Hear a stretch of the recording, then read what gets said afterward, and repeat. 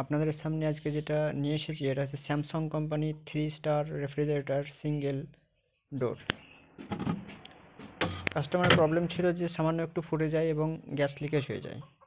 সামান্য একটুর জন্যই পুরো চেম্বারটাকেই রিপ্লেস করতে হবে, কারণ পানিটা ভিতর দিয়ে সাকসেশন করে নেয় এবং ভিতরে ঢুকে থাকে পাইপে, সেই কারণে চোকিং হওয়ার সম্ভাবনা থাকে বেশি, তাই পুরোটাই চেঞ্জ করে দেবো। কন্ডেন্সারটা ঠিক আছে কিনা একবার কেটে দেখে নেব।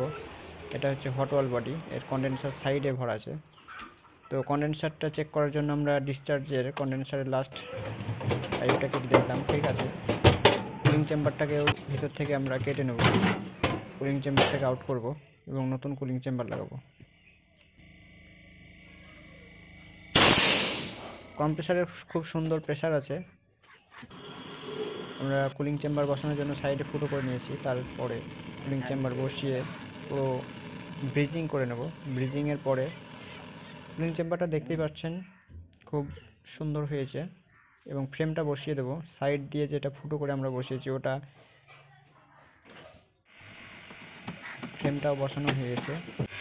সব কিছু কমপ্লিট করার পরে যেটা মাস্ট ভ্যাকুম, 15 থেকে 20 মিনিট মাস্ট ভ্যাকুম করতেই হবে। এরপর আমরা স্ট্যান্ডিংয়ে কিছু গ্যাস ভরবো, তারপরে রানিং করব। Thank you.